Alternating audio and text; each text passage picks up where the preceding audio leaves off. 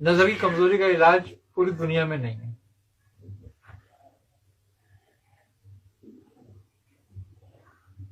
اگر نظر گرنا شروع ہو جائے اس کا علاج نہیں ہے.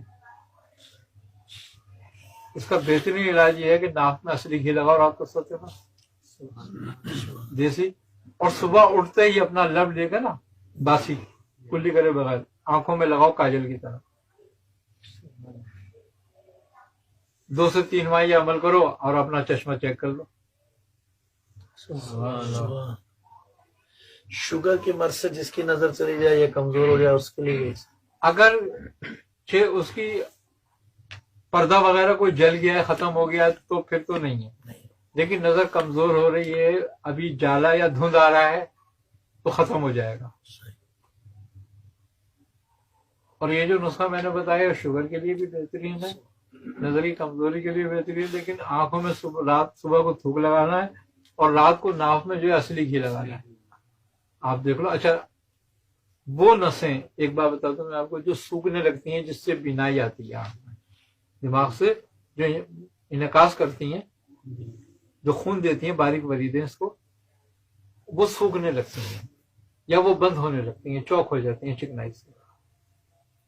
ناف میں تیل لگانا یہ گھی لگانا ان کو بھی کھول دیتا ہے، جس کا علاج پوری دنیا میں نہیں ہے.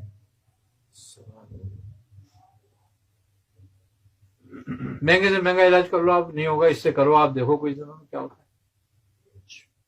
وہ آدمی جس کو اندھیرے میں رات کو نظر نہ آتا ہو، بہت سارے ایک مرض ہے نا کہ جب اندھیرا ہوتا ہے تو پھر نظر نہیں آتا، رات میں دن میں نظر آتا ہے.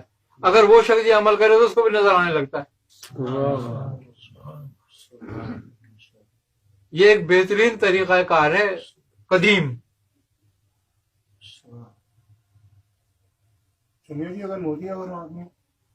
اگر موتیا ابتدائی ہے تو اس لفظ سے ختم ہو جاتا ہے، پک چکا ہے تو پھر اس کا آپریشن کرانا ضروری ہے، پھر اتنا فائدہ نہیں کرتا. دانت کا جو گوشت وغیرہ بڑا ہوتا ہے وہ نمک ہڈی بڑھ جاتی ہے. میری یہ بتا دیجیے گھی جو ہے وہ گائے بھینس کسی کا بھی کوئی سا بھی ہو، ٹھیک دیسی ہو، بس ٹھیک. اس میں شرط یہ ہے. اچھا مزے کی بات یہ ہے کہ یہ ناک جو ہے جڑ ہے انسان کی،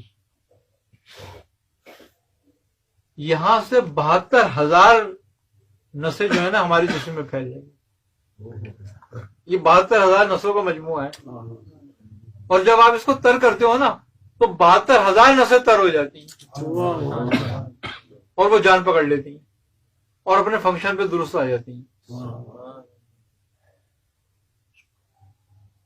اسی طرح جو بے خوابی ہوتی ہے، جن لوگوں کو کم نیند آتی ہے رات کو اور وہ سکون سے نہیں سو پاتے، اگر وہ رات کو 2 3 4 منٹ 5 منٹ اپنے تلووں کی تیل سے مالش کریں تو بے خوابی ختم ہو جاتی ہے. جو کسی دوا سے جو نیند کی گولیاں کھاتے ہیں نا سونے کے لیے، یہ ان کے لیے بتا رہا ہوں میں، وہ بھی کرے تو نیند آنے لگے گی بغیر دوا کھائے.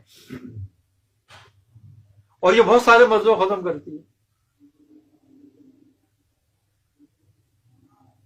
جس کو نیند زیادہ آتی ہے ہیں جس کو نیند زیادہ آتی ہے وہ کم کھایا کرے رات کو اور پانی کم پیے رات. یہ ناک کی ہڈی بہت لوگوں کی بڑھ رہی ہے، جس سے رات میں سوتے ہوئے بندہ سانس نہیں آ سکتا. ناک کی ہڈی جو ہے کھراٹے نا بہت وہ خشکی کی وجہ سے بڑھتی ہے.